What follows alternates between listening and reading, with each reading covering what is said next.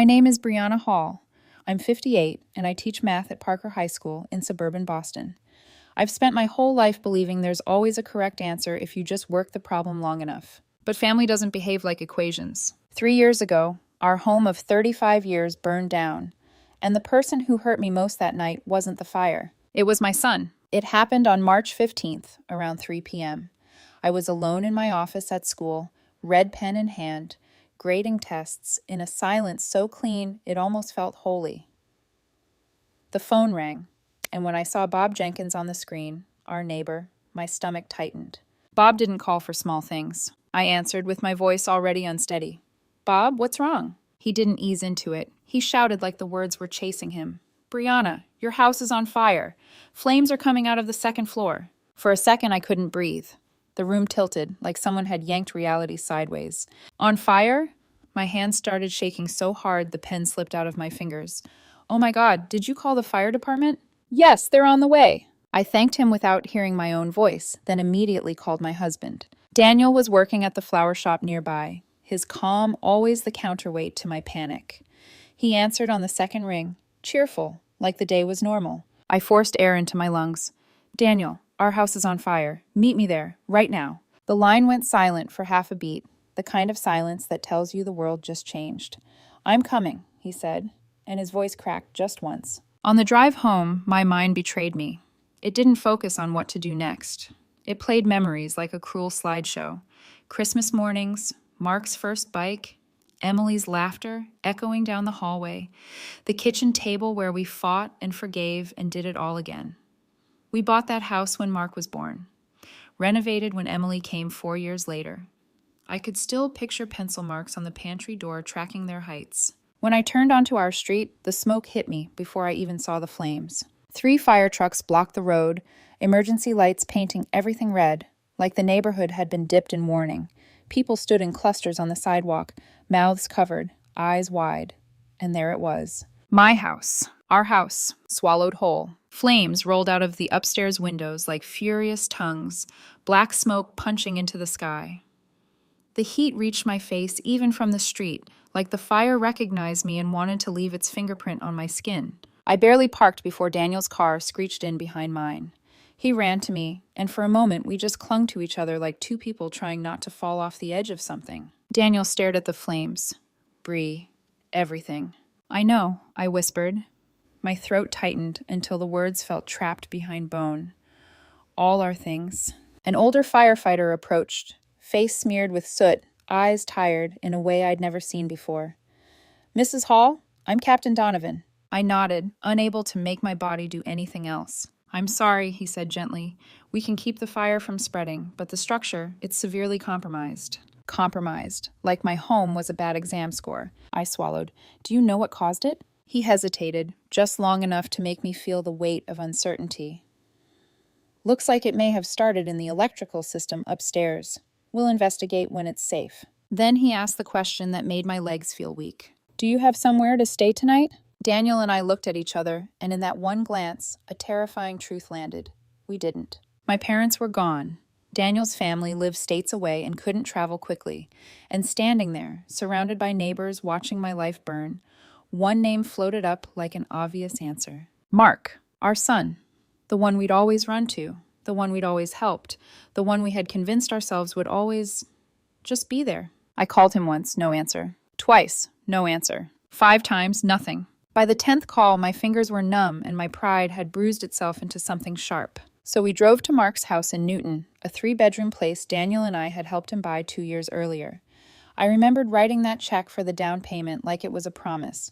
"We're investing in you. We believe in you." The porch light was on when we pulled up around 7 p.m. For one foolish second, hope flickered in my chest. At least he's home. Mark opened the door wearing workout clothes and an old Red Sox shirt. His face shifted from annoyed to surprised, like we were an unexpected delivery. His eyes darted past us like he was searching for the catch. "Mom, Dad," he asked slowly, "what are you guys doing here?" Not "are you okay?" Not "what happened?" Just "what are you doing here?" Like we'd shown up to borrow a ladder. My voice came out thin. "Mark, our house burned down." I watched him blink and something in his expression tightened. Not grief, not concern. Calculation. Daniel squeezed my hand, grounding me. I tried to keep my voice steady. Can we come inside? Mark hesitated, not long, but long enough for the pause to scream. He stepped aside. The living room was warm, the TV murmuring with some talk show at low volume, normal life, humming as if our disaster was just background noise. Nicole, Mark's girlfriend of 3 years, sat on the couch in pajamas. She looked up with tired eyes and didn't bother to stand. I managed, "Hello, Nicole." She gave me a curt nod. "Hi." The coldness in that single syllable made my skin prickle. I'd invited her to dinners, bought her birthday gifts, treated her like family. Daniel explained what happened, voice trembling at the edges. When he finished, Mark didn't move closer, didn't offer a hug, didn't ask if we were hurt. He only said, "That sucks. Will insurance cover everything?" My heart stopped the way it does when you miss a step on the stairs. I stared at him, waiting for the rest, waiting for warmth. It didn't come. "We haven't even started dealing with that," I said carefully, because I could feel anger rising like a tide. We need a place to stay for a few days while we figure it out." The silence that followed was so heavy I could hear the wall clock ticking, second after second, like it was counting down my respect for my own child. Mark cleared his throat, eyes flicking toward Nicole. "Look, now's not a good time. Nicole's parents are coming this weekend, and we're in the middle of renovating." "Renovating?" I looked around. Perfectly arranged furniture, no tools, no dust, no chaos, no sign of anything unfinished. He was lying, and he didn't even have the decency to lie well. Daniel's voice cracked. "Mark, we have nowhere to go tonight." Nicole shifted on the couch, uncomfortable, like this was an awkward conversation at someone else's party. Then she said, "Why don't you stay at a hotel?" Mark nodded quickly, relieved to grab onto her suggestion. "Yeah, we can help with that." Help! Like we were strangers down on our luck. Something snapped inside me, not loud, not dramatic. Just a clean break, like a thread pulled too tight for too many years. "Help us how?" I asked, my voice lower now. "Dangerous." "You mean you won't let us stay in the house we helped you buy?" Mark's face hardened. "Mom, it's not like that. We need our privacy right now." "Privacy," I repeated, tasting the word like poison. "Daniel and I just lost everything." "Everything. And you're worried about privacy?" Mark disappeared into the kitchen, moving fast like he wanted to end this before it became something real. He came back with money in his hand, 3 crisp $100 bills, and held them out to me.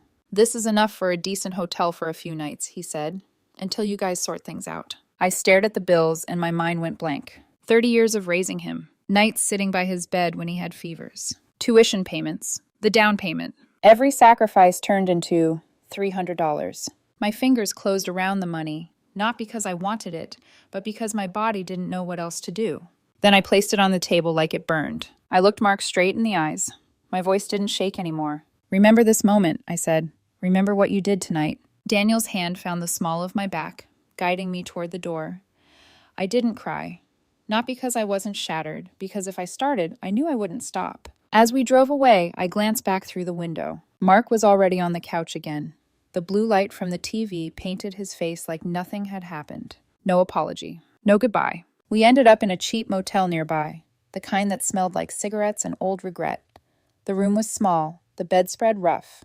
Daniel sat on the edge of the bed, staring at the wall like he was trying to understand how our son had become a stranger. At 9 p.m., my phone rang. I saw the name and my chest tightened. Emily, our daughter. And the moment I heard her voice, worried, fast, shaking, I realized something I wasn't ready to admit yet. The child we'd spent years overlooking was about to be the one who saved us. "Mom," Emily said, breathless. "Mrs. Thompson called me. She said the house burned down. Where are you? Are you okay?" I swallowed hard. We're at the Motel 6 on Highway 9. A pause. Confusion sharpening into something else. "Motel? Why aren't you at Mark's?" I closed my eyes because the truth felt humiliating to say out loud. And when I finally told her, the line went silent. Then Emily's voice changed, low, steady, and terrifyingly determined. "I'm picking you up in 30 minutes, she said. "You're staying with me." "Emily," I started, already picturing her tiny apartment, the burden, the inconvenience. She cut me off, gentle but firm.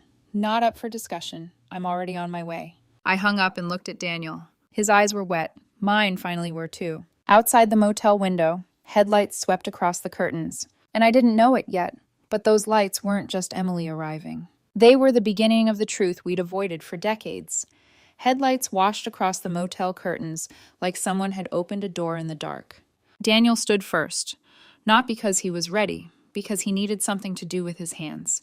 He picked up our sad little pile of belongings, a plastic bag with toothbrushes from the front desk, Daniel's work jacket that still smelled faintly of roses and fertilizer, my purse heavy with papers I didn't even remember stuffing inside. When the knock came, it was quick. 2 sharp taps, like Emily didn't want to waste a second. I opened the door, and there she was. Sweatpants, a Stanford hoodie, black hair pulled into a messy ponytail. No makeup, no jewelry, just my daughter, raw and real and furious on our behalf. The second she saw my face, her expression cracked. "Mom?" she whispered, and then she hugged me so tightly I felt my ribs protest. Daniel stepped in, and she pulled him in too, arms wrapping around both of us, like she could physically hold us together again. "I'm so sorry," she said into my shoulder, "but it's just a house. You're alive. That's what matters. Come on, let's go home." Home. The word hit me wrong, because our home was still burning in my mind. On the drive to Cambridge, Emily didn't play music. She drove with her jaw clenched, both hands firm on the wheel. Every few minutes, she glanced at me in the rearview mirror like she needed to confirm I hadn't vanished. I tried, weakly, to be the mother I always thought I was. "Emily, your apartment's too small. We can't—" "Mom," she cut in, not loud, but final. "I have a couch that pulls out. I'll make it work." Daniel cleared his throat, voice thin. "You have work tomorrow." "I'll work from home," Emily said immediately. "My boss will understand." The way she said it, so sure, so practiced, made me realize she was used to handling things alone, used to making it work without asking anyone's permission. When we arrived, her building was one of those older brick places with a narrow stairwell and a faint smell of laundry detergent. Her apartment door opened into a small, neat space, minimalist furniture, clean lines, books arranged like they mattered. The walls were lined with framed tech conference posters, the kind I'd seen in passing and never stopped to ask about. Emily flicked on the light and offered a small, apologetic smile. "Not very big," she said, "but it's home." I stepped inside and my eyes immediately went to the only bedroom door. My throat tightened. "We can't take your bedroom," I said too quickly, because guilt always makes me rush. Emily's expression didn't soften, it sharpened. "You can," she said, "and you will." "Emily?" "The couch is fine for me," she added, already moving. "I fall asleep on it watching Netflix half the time anyway." She said it like it was nothing, like giving up her bed to her parents was as normal as offering water. And that was the moment shame truly sank its teeth into me, because Mark had 3 bedrooms, and we were here, in our daughter's 1 bedroom, being offered the only room she had. Emily pulled clean sheets from a closet and moved with the efficiency of someone who solves problems for a living. Daniel and I stood uselessly in the middle of the living room, 2 people who had raised children but suddenly didn't know how to exist in front of one. While Emily made the bed, I noticed a small dresser near the bedroom wall. Photos. I wandered closer, drawn by a strange ache. One frame showed Emily shaking hands with an older man in a suit.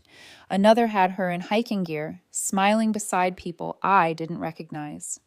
In one picture, she held a plaque, an award, standing under a banner with a logo I couldn't place. I picked up the award photo carefully, as if it might break. "When was this?" I asked. Emily glanced over, paused for half a second, then kept folding blankets. "Oh, that was TechCon last year, Emerging Innovator Award." My eyebrows rose before I could stop them. "Innovator?" Emily shrugged, like it was nothing. "My team built an algorithm to predict maintenance needs for industrial systems. It's kind of a big deal at Vertex." "Vertex." Daniel blinked. "You work at Vertex Systems?" Emily nodded. "Yeah." My mouth opened, then closed again. "How did I not know that?" Daniel's voice got smaller. "You never mentioned the award." Emily's hands didn't stop moving. "I invited you," she said casually, like she was mentioning the weather. I froze. My mind flicked through memory like pages turning too fast. An email, a voicemail, a date I'd dismissed because we already had dinner plans, and suddenly I remembered exactly what she meant. Emily had called weeks earlier, excited, asking if we could come to something at work. And I had said, without thinking, "Mark and Nicole are celebrating their anniversary. We already promised." Emily had been quiet for one beat. Then she'd said, "Okay, no worries." No worries. But now, standing in her apartment, looking at proof of a whole life I'd never bothered to learn, the words tasted like failure. Emily returned to the living room with a tray of snacks, crackers, a bowl of grapes, a couple of tea bags. "Sorry," she said. There's not much. I'll go to the grocery store tomorrow. It's perfect, Daniel said quickly, voice thick. Thank you. Emily gave him a small smile, then turned to me. Her eyes softened just slightly. You guys should rest. Tomorrow we'll deal with insurance, recovery, all the practical stuff. All the practical stuff, like she'd already become the parent in the room. We drank tea in silence, the air filled with the hum of her refrigerator and the distant noise of traffic. My body ached in places I didn't know could ache. The shock hadn't worn off. It had just settled into my bones. Then Daniel asked, careful, Emily, how did you afford this place? Cambridge isn't cheap. Emily looked genuinely surprised by the question. I saved, she said simply. I started working sophomore year, remember? I stared at her. You bought it yourself? Yes, she said, and there was a gentle pride there, quick, guarded. Then she added, almost softly, not everyone needs the bank of mom and dad. She didn't say it cruelly, but it still cut, because we had been the bank of mom and dad for Mark in ways we barely even questioned. Down payment, car loan cosign, random temporary help that never came back. And we'd told ourselves it was because Mark needed us more. Emily had built her life without leaning on us, without even letting us see how high she'd climbed. That night, Daniel and I lay in Emily's bed, staring at the ceiling in the dark. From the living room, I could hear the small sounds of Emily setting up the pull-out couch, metal clicking, fabric shifting, the soft thump of a pillow. My daughter giving up her comfort without hesitation, while my son had handed me $300 like I was a stranger. Daniel whispered, voice rough, "We miss so much, Bri." I didn't answer, because if I did, I might break. The next morning, around 6 a.m., I woke to voices. Emily was on the phone in the kitchen. At first, I thought it might be work, but then I heard the edge in her voice, a sharpness I'd rarely heard from her. No, she said, low and furious. You can't treat them like that. Daniel stirred beside me, eyes opening. We sat up slowly, moving like we were afraid to wake the grief itself. Emily's voice rose, controlled but burning. They just lost everything. Everything. And you're acting like it's an inconvenience. A pause. She was listening. Then she snapped. You have 3 bedrooms, Mark. My heart stopped. Daniel's hand found mine in the dark, squeezing hard. We moved quietly toward the bedroom doorway, just enough to hear. Emily's voice sharpened into steel. My apartment has 1 bedroom. 1. And I made room, so don't tell me you couldn't. Silence. Then Emily spoke again, slower, like she was choosing words that wouldn't let him escape. What you did is unforgivable. I saw her then, standing in her kitchen with her phone in her hand, shoulders tight, hair still messy from sleep. Her face was flushed with anger, not for herself, for us. Emily turned and caught our eyes. For a split second, embarrassment flickered across her expression, like she'd been caught doing something private. But she didn't lower the phone. She didn't soften. She ended the call with a final lethal calm. I don't want excuses, she said. Don't call back unless you're ready to apologize. Click. She stood there for a moment, staring at the blank screen like she'd just walked out of a fight. Then she looked at us and forced a smile. I'll make breakfast, she said quickly. What do you want? Eggs? Toast? I stepped forward, voice shaking. Emily, you were talking to Mark. Emily nodded once, then busied herself with the kettle like it could save her from the conversation. I'll handle it, she said quietly. Don't worry. Don't worry. The same phrase she'd given us last night. The same phrase she'd given us when we skipped her ceremony. I watched my daughter's hands move, efficient, steady, and something inside me shifted. Because this wasn't just kindness. This was loyalty. This was protection. And the most brutal part was realizing she'd learned to be this way without us. As Emily set plates on the table, my phone buzzed. A notification. A missed call. From Mark. I stared at the screen, my stomach twisting. Emily saw it too. Her eyes hardened for half a second. Then she looked away like she didn't want me to see just how much she despised what he'd done. I swallowed, feeling something cold settle in my chest. The fire had taken our house. But Mark had taken something else. And I had a feeling we were only at the beginning of what that night was going to cost our family. 3 months.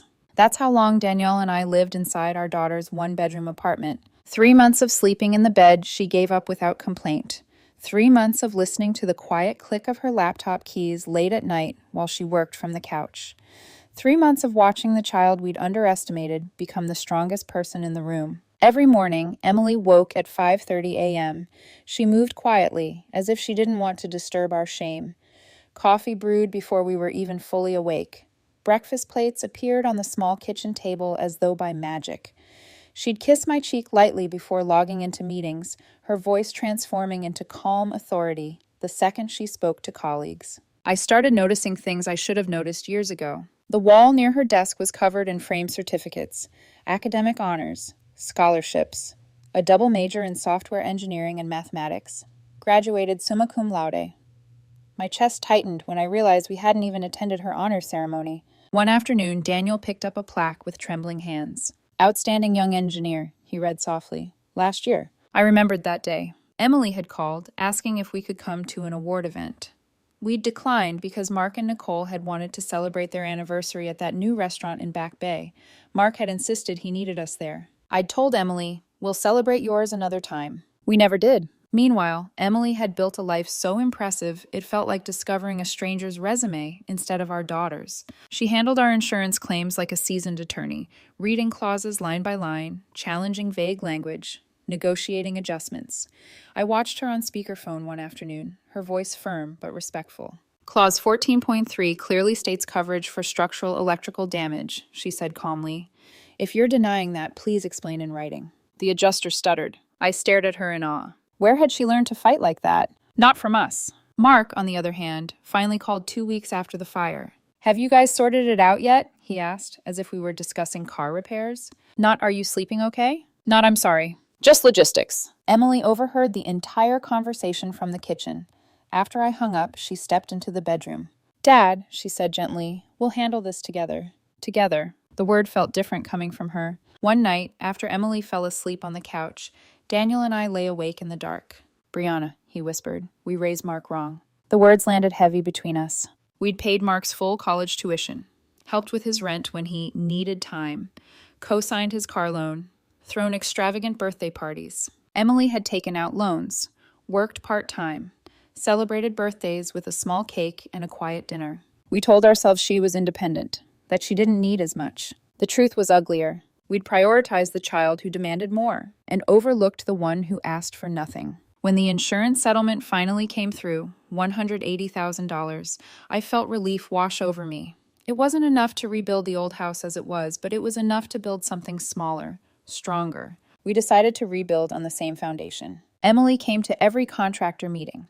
She reviewed architectural drafts, spotted unnecessary expenses, caught errors in contracts before Daniel or I even noticed them. She wasn't just helping, she was protecting us. One evening, after signing the final construction agreement, Daniel and I sat alone in Emily's tiny kitchen. Linda in the original story had whispered first. Now it was Daniel. "Brianna," he said quietly, staring at his hands, "what do you think about changing the will?" The air felt still. I knew exactly what he meant. For years, our will had named Mark as the primary heir to the house. We'd made that decision back when he was struggling, convinced Emily would be stable enough not to need it. Stable enough not to need it, as if love were distributed based on projected income. I leaned back in the chair, heart pounding. "This isn't about punishment," I said slowly. Daniel nodded. "No, it's about fairness." Fairness. A word I'd taught in math class countless times. Balanced equations. Equal weight. And yet I'd failed to apply it in my own home. A week later, we sat in Mr. Edwards' office, our family lawyer for decades. The room smelled like polished wood and old paper. Everything about it felt permanent. "I want to change the primary heir of the house from Mark to Emily," I said, hearing the steadiness in my voice and barely recognizing it. Mr. Edwards looked surprised. "That's significant. Are you certain?" Daniel squeezed my hand.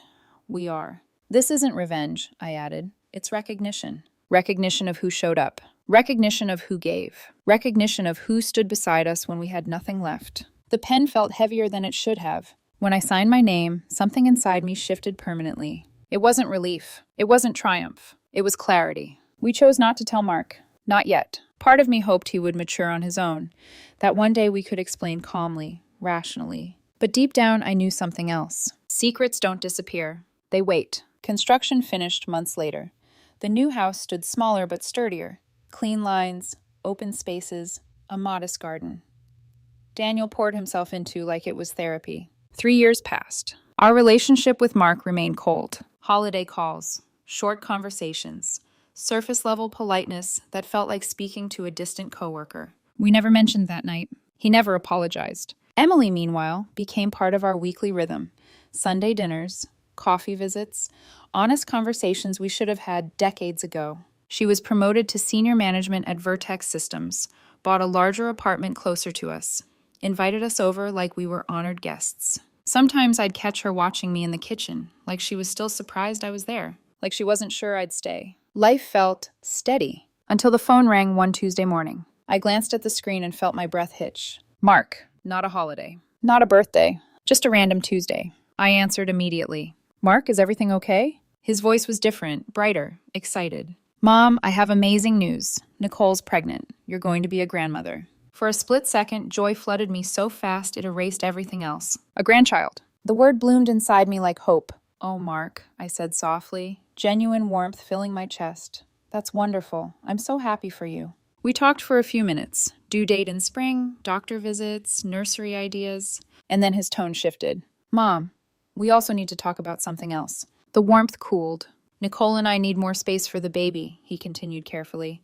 Your house is perfect. I blinked. I'm sorry? You and Dad could move into the guest house out back, he said quickly, as if he'd rehearsed it. It's big enough for 2 people, and it would be great for you to be close to the baby. The air left my lungs slowly. 3 years of distance. 3 years of silence. And this was why he called. Not reconciliation. Real estate. Mark, I said evenly, what about your house in Newton? There was a pause. A long one. We don't have it anymore, he admitted. The bank foreclosed last year. Bad investments. Bad investments. The lie hung in the air between us, because I already knew the truth. Emily had told me, quietly, months earlier. She'd seen Mark at a casino in Atlantic City during a business trip. Not once. Multiple times. He'd sold the house after losing money gambling. I swallowed my anger. I wasn't going to expose him. Not yet. I'm happy about the baby, I said carefully. But your father and I aren't moving out. We rebuilt this house. It's our home. Silence. Then irritation. Mom, you don't need that much space. We're starting a family. Nicole needs stability. The entitlement was back. The assumption. Then he said the sentence that made everything crystal clear. Besides, isn't it going to be mine eventually? There it was. The expectation we'd built into him. The inheritance he'd already mentally spent. I closed my eyes for 1 second. Then I opened them. Actually, I said calmly, it isn't. Silence. What do you mean? He asked, voice tightening. After the fire, I continued, heart pounding but steady, your father and I changed our will. Another beat of silence. The house is going to Emily. The line went dead quiet, and in that silence, I knew something irreversible had just begun. The silence on the phone stretched so long, I wondered if the call had dropped. Then I heard it. Mark's breathing. Sharp, disbelieving. What? He said finally, the word cracking in half. What are you talking about? I kept my voice steady, though my heart was hammering so hard I could feel it in my throat. After the fire, your father and I changed our will. The house will go to Emily. Another pause. Then his voice exploded. You're kidding me. Mom, that's not funny. I'm not joking. You're giving my inheritance to my sister? He shouted. I'm your son. The accusation in his voice stabbed deeper than I expected. Not because he was wrong, but because he still didn't understand. This isn't about punishing you, I said carefully. It's about recognizing who stood beside us when we had nothing. Oh, so this is revenge? He snapped. Because I didn't let you stay over for a few days? A few days. That's what he called the night our world burned down. My fingers tightened around the phone. It wasn't just a few days, Mark, I said quietly. It was the moment we realized we couldn't count on you. He laughed bitterly. So now you're rewarding Emily? She doesn't even need the house.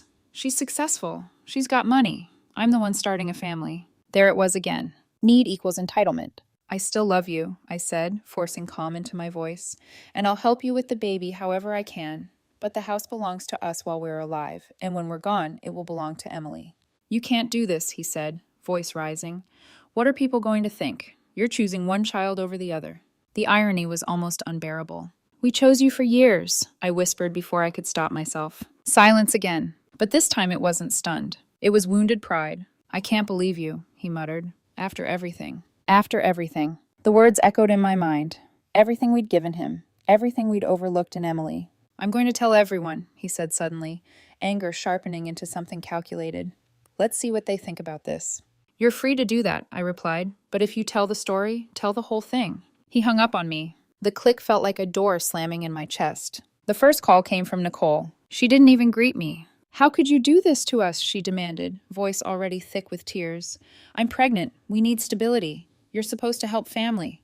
I am helping family, I said quietly. By giving the house to Emily? She snapped. That's cruel.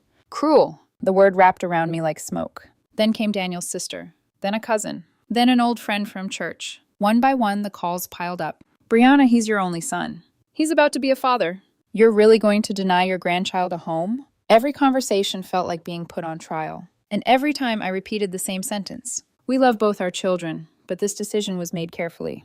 Some people softened when they heard the full story. Most didn't. They saw only the present, a grandmother refusing to give her house to her pregnant son. They didn't see the motel. They didn't see the 3 crisp $100 bills on a coffee table. They didn't see Emily making space in a 1-bedroom apartment. That night, I sat at the kitchen table long after Daniel had gone to bed. The house was quiet. Too quiet. I stared at the reflection of myself in the dark window and asked the question I'd been avoiding. Am I punishing him? The truth hurt. Part of me wanted Mark to feel what we had felt. But deeper than that, I wanted him to understand. Daniel appeared behind me, barefoot, carrying 2 mugs of tea. He set one down in front of me and sat beside me without speaking. I feel like I'm losing him, I whispered. Daniel took my hand. We already lost him, he said gently, the night of the fire. His words weren't angry. They were tired. A few days later, I called Emily. We met at the small cafe we both liked, Joe's on the corner, where the barista already knew her order. When she walked in wearing a light blue jacket, I saw tension in her shoulders. Mom, she said carefully as she sat down, what's going on? I told her everything. Mark's call, the pregnancy, the demand, the explosion, and finally, the will. Her eyes widened. You left the house to me? She asked, stunned. Since when?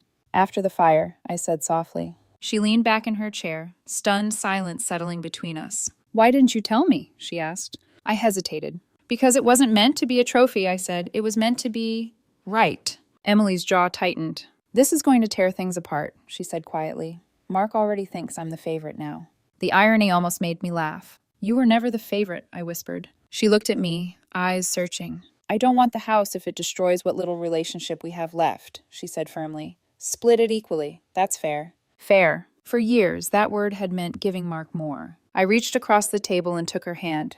This isn't about money, I said. It's about acknowledging you. She blinked. Emily, I continued, voice trembling now. You gave us your only bedroom. You fought insurance companies.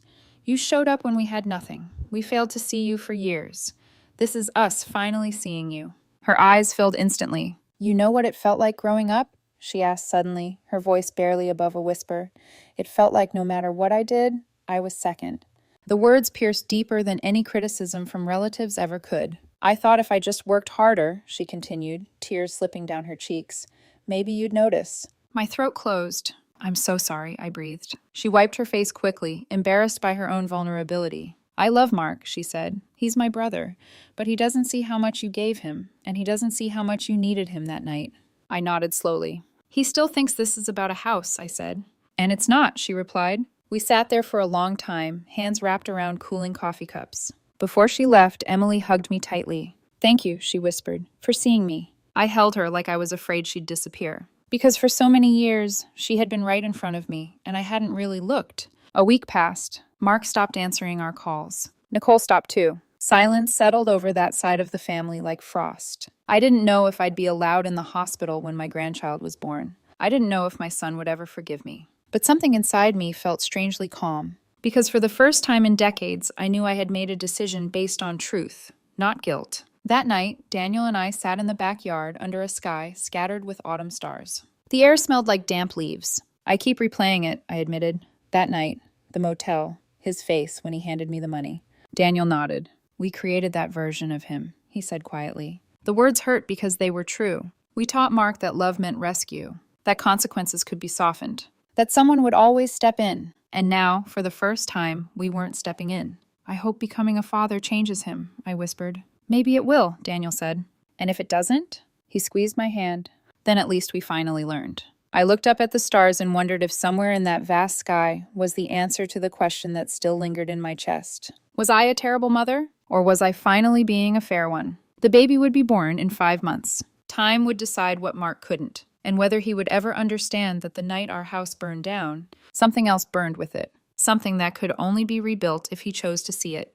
5 months is a strange length of time. It's long enough to cool anger, long enough to harden pride, long enough for silence to become a habit. Mark never called back. Neither did Nicole. At first, I checked my phone obsessively, every vibration sending my heart into a sprint. But after a few weeks, even hope grows tired. Emily continued coming every Sunday. She didn't mention her brother unless I did. And even then, she spoke carefully, like she was handling fragile glass. One afternoon, about 3 weeks before Nicole's due date, I found myself sitting at the dining table staring at a small gift box. Inside was a knitted baby blanket, light gray, neutral, soft. I had started it the week after Mark's call. I didn't even remember deciding to knit it. My hands just needed something to hold. Daniel walked in and saw it. "You're still going to give it to them?" he asked gently. I nodded. "Whether they let us see the baby or not, this child is innocent." Daniel kissed the top of my head. "You're going to be a good grandmother." The words felt both comforting and uncertain. The call came on a Tuesday night, 10:17 p.m. Unknown number. My stomach dropped before I even answered. "Hello?" Silence. Then Mark's voice. Low. Different. "Mom." Just that one word. Not angry, not loud. Just tired. "Mark," I breathed. "She's in labor," he said. "Nicole." My heart raced. "Is she okay?" "Yeah, it's early. We're at St. Mary's." There was a pause. And then, quietly, "Do you want to come?" For a moment, I couldn't speak. "Yes," I whispered. "Of course." The hospital lights felt too bright when Daniel and I arrived. My hands trembled as we stepped into the maternity ward waiting area. Mark stood near the window. He looked older, thinner. The arrogance that once sharpened his posture seemed dulled. When he saw us, he didn't move immediately. Then he nodded once, awkward. "Thanks for coming." I stepped closer, searching his face for anger. It wasn't there. Just exhaustion. "How's Nicole?" I asked softly. "She's strong," he said. "Stronger than I thought." Something in the way he said it made me glance at him again. He looked shaken, like something fundamental had cracked open inside him. We sat in silence for nearly an hour. No accusations, no debates, no inheritance talk. Just the hum of hospital machines and the distant echo of newborn cries. Finally, a nurse appeared. "It's a girl," she said with a smile. A girl. Mark's face changed in a way I had never seen before. His eyes widened, then shimmered. "A girl?" he repeated. The nurse nodded. "Healthy, 7 pounds, 3 ounces." Daniel let out a breath he'd been holding for 5 months. Mark looked at me. Not defensive, not demanding. Just vulnerable. "They're cleaning her up," he said quietly. "You can come in soon." When we entered the room, Nicole lay pale but glowing in the hospital bed, cradling the tiniest human I'd ever seen. Mark stood beside her, one hand resting protectively on her shoulder. For a moment, time softened. Nicole looked at me, uncertainty flickering across her face. "Hi," she said weakly. "Hi," I replied, stepping closer. Mark lifted the baby gently and turned toward me. "Mom, this is Lily." Lily. Her fingers curled instinctively around the air, searching. I reached out carefully, afraid I might shatter something sacred. When Mark placed her in my arms, the weight of her, small, warm, alive, unraveled something inside me. All the anger, all the pride, all the arguments. Gone. She blinked up at me, unaware of property disputes and broken expectations. Just breathing. Just existing. And suddenly I saw it. Mark looking at her the way I had once looked at him. Full of fear, full of love, full of responsibility. His voice was softer when he spoke next. "I didn't understand," he said quietly, not looking at me. "That night." I didn't answer immediately. He swallowed. "When the house burned down, I panicked. I felt like my own life was barely holding together. I thought if I let you move in, everything would fall apart." I studied his face. He wasn't excusing himself. He was confessing. "I should have been there," he said finally. The words I had waited 3 years to hear. Daniel stepped forward. "We didn't need perfection," he said gently. "We just needed you." Mark nodded, eyes glistening. "I know." There was still tension. There would always be history. But something shifted in that hospital room. Not erased. Not healed entirely. But shifted. Nicole cleared her throat softly. "We were wrong," she said quietly. "About a lot of things." I nodded. "I was wrong too," I admitted. "We raised you to think help was automatic, that someone would always rescue you. That was our mistake." Mark looked down at Lily. "I don't want to raise her like that," he whispered. The words weren't dramatic, but they mattered. I handed Lily back to him gently. And for the first time in years, I didn't feel like we were standing on opposite sides of a wall. 2 weeks later, Mark came to the house. Not to argue, not to negotiate, just to visit. He stood in the living room, holding Lily, looking around quietly. "I used to think this house was security," he said. "Like owning it meant I'd be safe." "And now?" I asked. He glanced at his daughter. "Now I think security is who shows up." Emily arrived halfway through the visit. There was an awkward moment when she stepped inside and saw her brother. Then Lily let out a tiny cry. Emily moved forward instinctively. "Can I?" she asked. Mark hesitated only half a second before placing Lily in her arms. The tension between them didn't disappear, but it softened. I watched my children, both flawed, both strong, both human, and felt something settle inside me. The will didn't change. The house remained in Emily's name for the future, but the conversation around it did. Mark never asked again. Instead, he asked for advice about budgeting, about responsibility, about fatherhood. We didn't become a perfect family. There are still pauses in conversation, still old wounds. But now, when I sit in the backyard under the stars, I don't ask if I'm a terrible mother. I ask a different question. Did I finally do the right thing? Maybe fairness doesn't mean equal. Maybe it means honest. And maybe sometimes the hardest lesson you give your child is the one that allows them to grow up. When I hold Lily now, I whisper something into her tiny ear every time. Family isn't about what you inherit, I tell her softly. It's about who you become.